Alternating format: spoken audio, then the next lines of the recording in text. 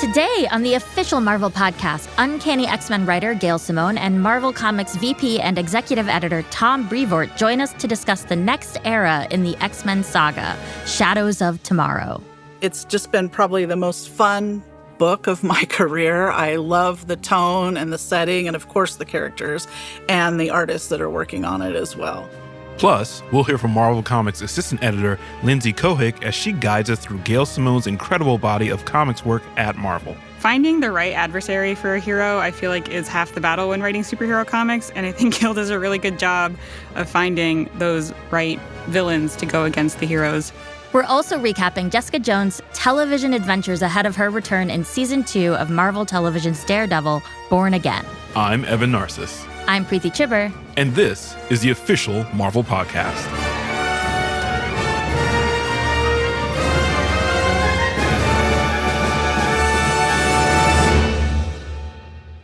If you've been following the X-Men in the comics, you know that they have been put through the ringer over the last few years. From the X-Men being divided over Professor X's prison breakout, or the recent fallout of the Age of Revelation, the mutants just can't seem to catch a break. Joining me to tell us all about what's next for the mutants is Marvel Comics VP and executive editor Tom Brevoort and Uncanny X-Men writer Gail Simone. Check it out.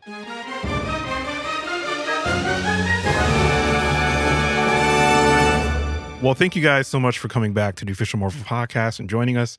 Big things are happening in Mutant Land. To start, Gail, why don't you catch us up with what's going on in Uncanny X-Men?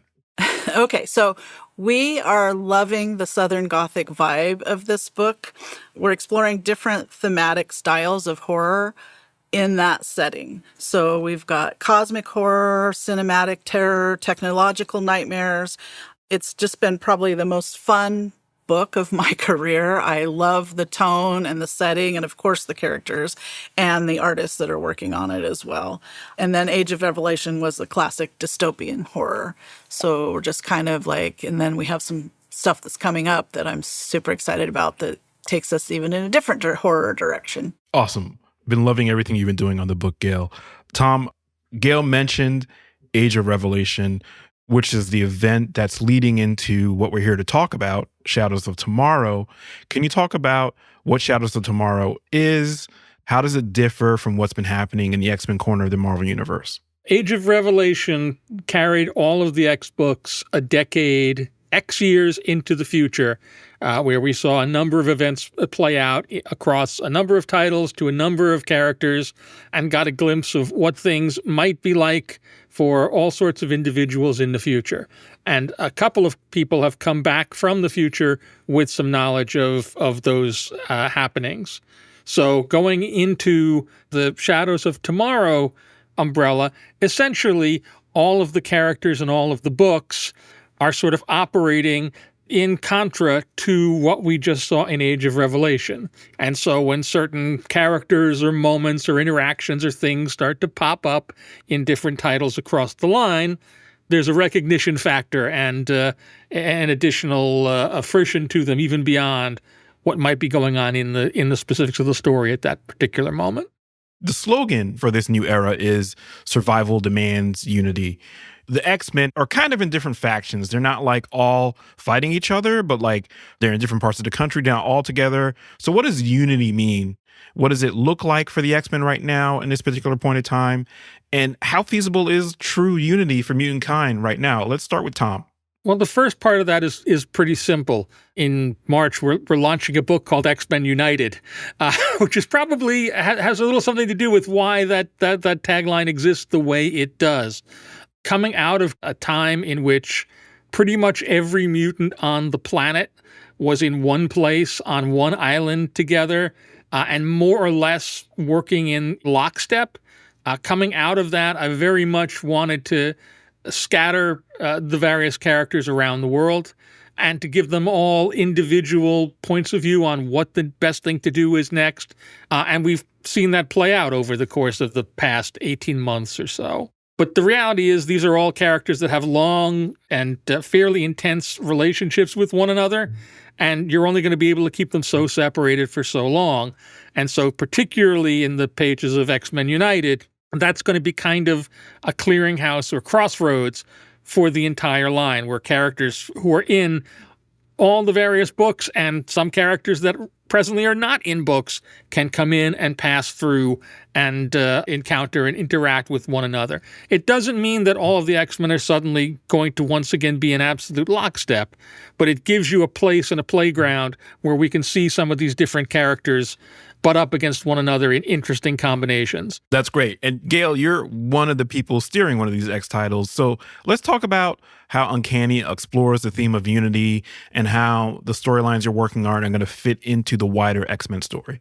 Well, I think we all feel that it's time to do some real world building again for the larger mutant story. And we're talking all the time, and everyone's turning the imagination factor up to a zillion%. And in some ways, I'm the worst person to ask this question because I've never been the type of reader or writer that thinks the whole world hates mutant kind more than ever. And I always feel there has to be a very specific story reason for that to happen in order for that to make sense to me. So we've been asking questions like, what if the community genuinely embraced the mutants living there? What if the mutants got acknowledged for the heroic things they've done? What if they self-policed and tried to live not as humans, but as mutants in proximity to humans? And we've just gotten started.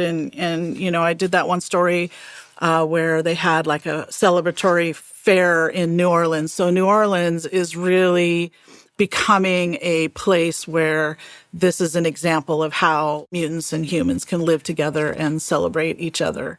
It's not going to be without problems, of course, but we're exploring those ideas. And that's the kind of thing that I like. I like to take it there. They may scatter, who knows, but I want to write about them being in proximity to each other again.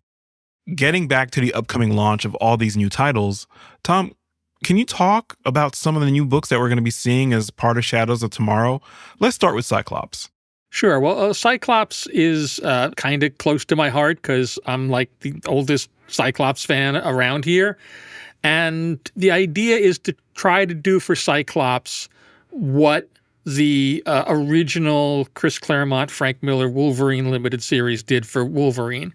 Give you one tight, intense story that tells you everything that you need to know about this character, the world he lives in, what drives him, what he's capable of, how he can surprise you, how he can be a true badass. The only way that Scott could surprise me would be dating somebody who's not a redhead. But continue. It's a terrific read. It's super stripped down and super streamlined. You can jump into it without a lot of foreknowledge.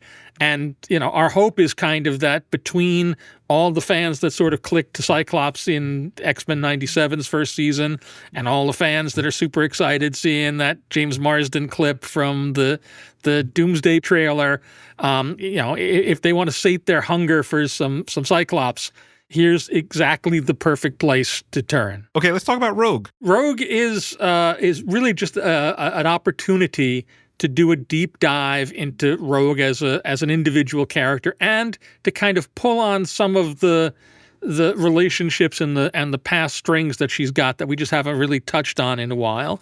In particular, her past with the Brotherhood of Evil Mutants, her relationship with her foster parents, Mystique and Destiny, and it all revolves around an adventure or an escapade that the Brotherhood had back in the day that she's got scant memory of. And in a certain situation, coming face to face with somebody, she has this sudden flash of memory, and it sends her on a journey of self-discovery, sort of back into her own past. And again, much like with Cyclops, the idea is to kind of burrow down into just who and what the character is, what drives her, what she's capable of, and to deliver a really distilled Rogue experience. Can you tell us a little bit more about X-Men United? It's effectively the new school book or the new academy book, but it's a very different sort of an academy. It doesn't exist in a physical space. It exists in a sort of a mind space. And what this means is that characters who are scattered all across the globe can sort of mentally access it and attend the Gray Matter Lane campus and interact with other mutants and build a community out amongst themselves. It's so good and so interesting and so smart. The whole idea and the way it's coming, we've been talking about it for quite a while now, and finally it's going to happen. And it's just really, really good. Thank you so much for your time, your answers, your energy. It's been really great. I think listeners are really going to appreciate it. Thank you so much. Thank you. Take care, y'all. Thank you.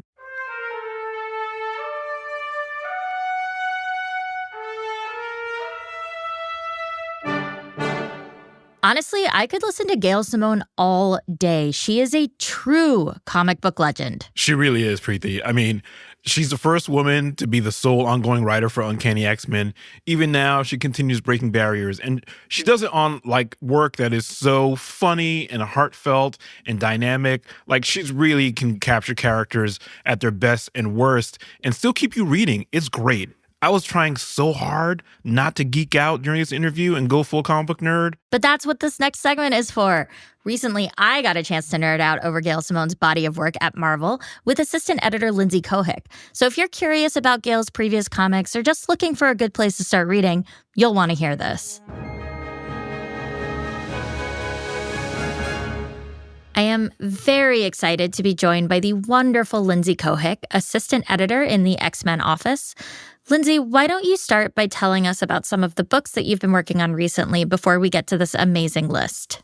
Sure. Thank you for having me. So some of the books that I work on, the main X-Men series, as well as a handful of other X-Men related books, and also Fantastic Four, not in the X group, but love that book. That's awesome. Of course, today we are here to talk about Gail Simone. Yes.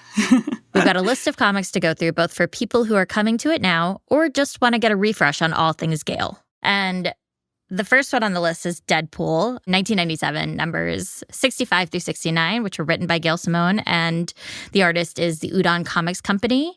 So yeah, let's kick it off. What do we need to know? What is it? It is classic, bread and butter Deadpool, kind of some of the best Deadpool out there, really. Just it captures Gail's ability to do humor and pathos super well, makes him super likable, but also super funny. It introduces a maybe new love interest for Deadpool. Read and find out what happens there. But she's a great character regardless. She appears in a lot of Gail Simone comics and other comics as well. That's Outlaw, Inez Temple. Don't call her Crazy Inez. So, we say kind of bread and butter Deadpool, but how would you define that? What does that mean? Humor is the number one thing that people think of when they think of Deadpool. But I don't think that humor is effective without, heart behind it or a certain level of pathos or even tragedy. Gail does a good job of wrapping all that together and presenting it in its classic Deadpool shameless mercenary, which is super fun. But he's also the hero of the story. So, he has a lot to deal with, a lot to grapple with. Yeah, Deadpool's interesting because you do have to balance that. He's a hero. Also, he makes horrific decisions sometimes. Mm-hmm. And that's a difficult line to walk. Yeah. Something that's interesting in these few issues, he's up against Black Swan, this telepathic villain, who infects him with a mind degeneration virus, essentially. Yes. Deadpool's always sort of a little quirky, let's say, in his thought processes, but this really, really pushes it forward and, sets the stage for the book we're going to talk about next. But that's another piece of where is that balance of the chaos of Deadpool, but more chaotic now? Yeah. Finding the right adversary for a hero, I feel is half the battle when writing superhero comics. And I think Gail does a really good job of finding those right villains to go against the heroes. So something happens at the end of issue number 69. Mm-hmm. And we move on to Agent X, numbers 1 through 7 and numbers 13 through 15, which were written by Gail Simone. And again, art by the Udon Comics Company. It's so funny. We were, there's a big thing that happens, and then we're launching this sort of new thread in this run. So tell us a little bit about that. So Agent X, as you said, picks up right after Gail's run on Deadpool, introducing the titular, mysterious Agent X, who comes back, has no memory, seems to have some of Deadpool's powers and personality, and also the mercenary element is there, wants to be a mercenary. So the central question of the series is like, is this Deadpool? Is this Deadpool reborn? I won't spoil it, but it was also super fun. Still in the style and in the keeping of the previous Deadpool series, but with basically a new conceit and some returning cast and some new cast. One thing hasn't been talked about yet is Gail's use of Taskmaster in these books, and I love Taskmaster as well, and I was so happy to see him get more play in these books. So if you're a Taskmaster fan or like remotely interested in Taskmaster, I also recommend these books for that reason. So then the next big one I think we would want to hit on is Domino from 2018, numbers 1 through 6, and that was with art by David Baldion. Jumping from Deadpool to Domino. They're kind of similar in a lot of ways. I think they're both, morally gray-ish characters. Domino probably a little less so than Deadpool, but still has that kind of like hero, anti-hero flavor that I love personally. And I think Gail does super well. This still has, I don't think Domino is necessarily known for her humor the way that Deadpool is, but there's still jokes. There's still jokes in here. Domino, I think, has a few things on the surface going for her that are very hook-worthy. She looks awesome, and her power is luck-based. Things seem to spontaneously go her way at the last second until they don't, which is something that Gail explores in the series that I think is what makes it a great Domino study, because I feel like some of the best superhero stories are the ones where it's like, what happens when you take away the thing or you make the thing that makes that hero heroic? What happens when you take it away? And we get to see that with Domino here while also exploring her backstory, which I don't think has been done super extensively, at least not in recent history. And she also introduces a good supporting cast for Domino in this book. And I think that the best character studies don't happen necessarily in isolation. You need those other characters to bounce that person off of and see kind of reflections of themselves, either other heroes or villains, which we get both of in this book. And Outlaw comes back. She's great. Again. Yeah, we get Outlaw, Diamondback, and Shang-Chi. Yes. are all present in this title. I heard that you have a personal connection to this book. And Gail, would you mind telling us about it? I absolutely would love to. So when I first started at Marvel, we were just publishing Domino Hot Shots, which is a spinoff to this series. So I read Hot Shots before I even read the original Domino run. And I was really into the character White Fox at the time, and Gail was using White Fox in Hot Shots, which is one of the reasons that I picked it up in the first place. And my friend and I decided to cosplay Black Widow and White Fox from Hot Shots specifically. And then we went to Comic-Con and we found Gail and took a picture with her. And I don't, awesome. I don't think Gail even knows. I've worked with her for half a year now or longer on other things, and I don't think I've ever shared that story. Well, she's gonna find out. If she listens, she will find out. Yeah, she's super sweet. Yeah. Oh, that's amazing. So speaking of kind of what we see now as a through line of Gail's work, of these off the beaten path kind of heroes that sometimes make interesting calls. Next up on the list is The Variants from 2022, 1 through 5, which is with art by Phil Noto. Here we're with Jessica Jones. Yes. Very interesting, kind of offbeat book that is another character study in a way. Jessica Jones, also a very interesting female character with a traumatic backstory. One thing that I think connects Domino and The Variants is Gail's exploration of trauma. I think she does a really good job with that because, like I said, she's very funny and does a really good job of injecting classic Marvel humor into her writing. But I think the humor only lands when you offset it with these, tragedy or trauma that the heroes are dealing with. And The Variants was super fun and fascinating for that reason. Also introduces a bunch of different versions of Jessica Jones, which also kind of a Marvel trademark or hallmark at this point, I guess. We love exploring alternate timeline versions of characters. And it's done super well in this one. I love that you're calling them character studies, because something that is such like a wonderful opportunity for a character study is setting them up against other versions of themselves, of other roads not taken, of other decisions not made. And that's something that, to your point, like Gail is so good at sort of looking at trauma, and not just trauma, but also resilience. Mm-hmm. And Jessica Jones is such a perfect character for that. Yeah, her backstory, her history with mind control, I don't think is too big of a spoiler to say that, but very traumatic and really well treated, I think, in the variants especially.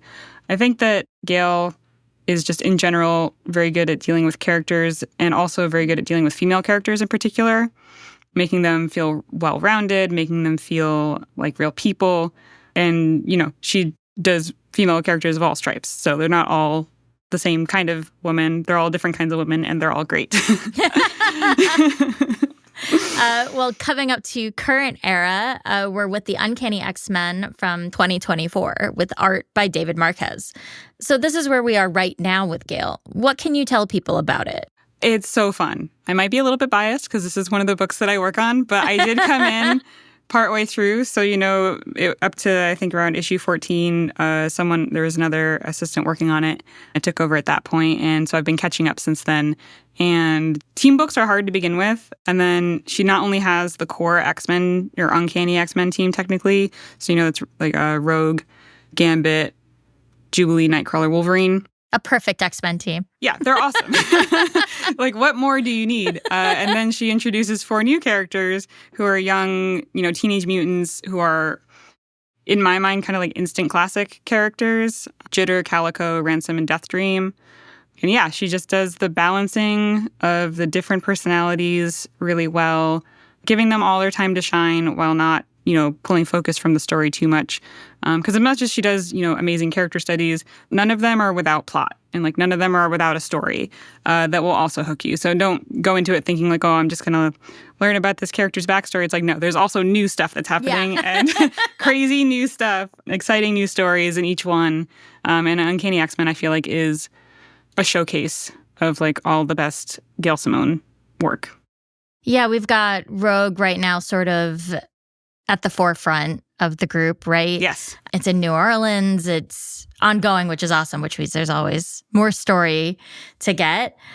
We're bringing back other characters you may have missed. Outlaw comes back. Worth mentioning. All right, well, that is up to now. Thank you so much for sharing our Gail Simone reading list. Of course. I love her work, and I want everyone to enjoy it as much as I do. So yeah, I'd start with these ones if I were a new Gail Simone reader.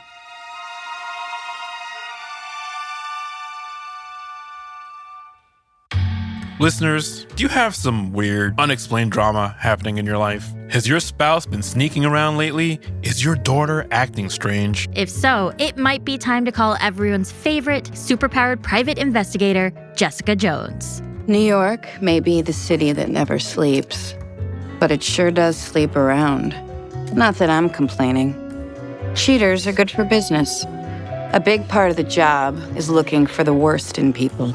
Turns out I excel at that. Clients hire me to find dirt, and I find it. Marvel's Jessica Jones premiered back in 2015 and became an immediate hit. Jessica Jones is a volatile former superhero turned private eye, played by the talented and dryly hilarious Kristen Ritter. Clad in her signature jeans and leather motorcycle jacket, Jessica looks nothing like a superhero.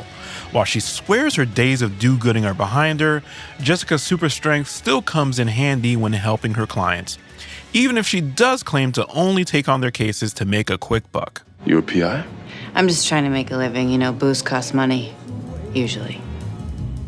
Of course, Jessica's cases frequently pull her away from ordinary investigations and into some truly extraordinary circumstances and conflicts. A good villain can make or break a show, and Jessica faces off against some great ones. Season 1 finds Jessica haunted by memories of someone from her past, a man named Kilgrave.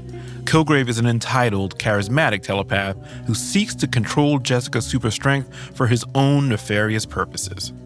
My question is, if there really is a man with the abilities you've described, Someone who could make anyone, anywhere, do whatever he wanted them to do. Seems to me that insulting him would be wildly dangerous.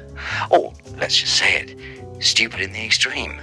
Everyone has feelings, even, how do you put it? Sadistic, corrosive men. No wonder Jessica has trust issues. She isn't a total loner, though. Despite her tough exterior, Jessica cares deeply about others. Among those she cares about is her sometimes employer, sometimes ally, attorney Jerry Hogarth. Got anything for me? Thought you didn't like or trust me. Oh, come on, I meant lawyers in general. Scumbag henchman for corporate America. Well, Out of everyone in her relatively tiny social circle, Jessica is closest to her adoptive sister, indomitable radio host and former child star Trish Walker. And when Jessica's paranoia is at its peak thanks to Kilgrave's ability to control minds and his vendetta against Jessica, Trish remains by her side. I'm not safe anywhere. Every corner I turn, I don't know what's on the other side. I don't know who's on the other side. It could be the cabbie who's gonna drive me into the East River, okay? It could be the FedEx woman. It could be a talk show host who was my best friend. Was? I'm life-threatening, Trish. Steer clear of me. I don't do that. Please. I can't risk you. After seeing everything Jessica has gone through, Trish longs to be powerful in her own right. But this desire eventually leads her down a dark path. She goes from best friend and confidant in season 1 to the ultimate villain of season 3 when she undergoes a dangerous experimental surgery to gain powers and embarks on a power-mad killing spree. I'm the bad guy. Then, of course, there's Luke Cage, a vigilante with unbreakable skin and incredible strength. Though the character would soon star in his own show, Marvel's Luke Cage, he first debuted in Jessica Jones as a love interest. How do you know Jessica? We were lovers. What was it, a pity shag? No. There's something between us. But she lied to you. Yes. Jessica and Luke would then go on to join forces with Daredevil and Iron Fist in Marvel's The Defenders. Not that Jessica was willing to call them a team at first. We need to figure out our next move. No, there's no next move. And there is no we. They came at us. We fought our way out. Let's call it professional courtesy. End of story. Released in 2017, The Defenders saw the four heroes fight against a common enemy, the mysterious, ancient criminal organization known as The Hand. Jessica went on to star in 2 more seasons of her own show. Marvel's Jessica Jones released its 3rd and final season in 2019. The series was recognized with multiple awards nominations. Kristen Ritter was nominated for Best Actress in a Drama Series at the Critics' Choice Awards, while the series won a Peabody Award, a Hugo Award, and composer Sean Callery won a Primetime Creative Arts Emmy Award for Outstanding Main Title Theme Music. And that's not the last we've seen of the bristly Private Eye. Jessica will make her highly anticipated return in the 2nd season of Marvel Television's Daredevil Born Again. In the meantime, you can investigate all of Jessica Jones' previous adventures by watching Jessica Jones and The Defenders, streaming only on Disney+.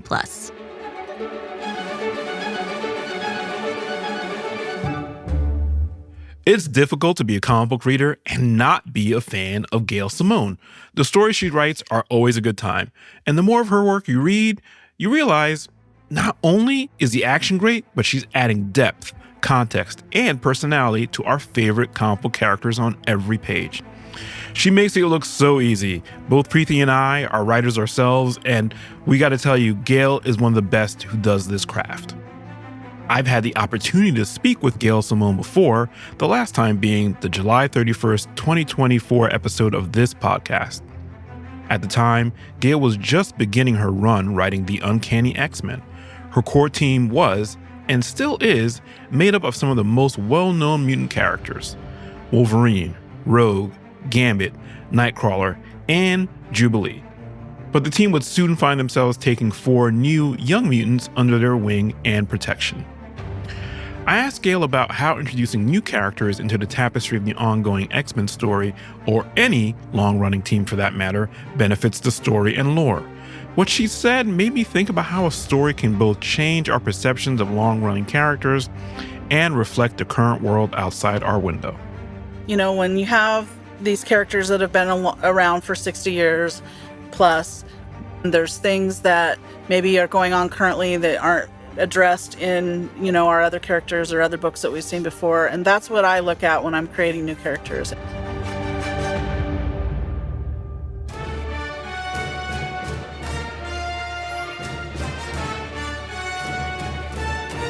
Next week on the Official Marvel Podcast, we're taking a trip to the Ultimate Universe for a roundtable with Marvel Comics Editor-in-Chief C.B. Cebulski and writers Dennis Camp, Chris Condon, and Jonathan Hickman.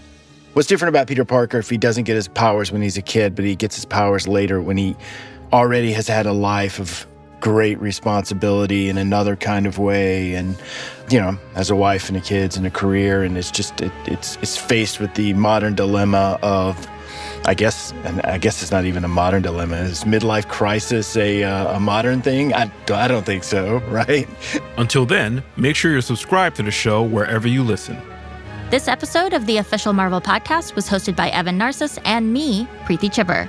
Our producers are Jasmine Estrada and Anita Flores. Additional editing by Rye Dorsey, and additional writing by Julia Byers. Brad Barton is our Senior Manager of Audio Production and Development, and our Production Manager is Emily Godfrey. Mixed by Emma Munger. Our theme music is by Ida Akbal. Executive produced by Larissa Rosen. Thanks for listening.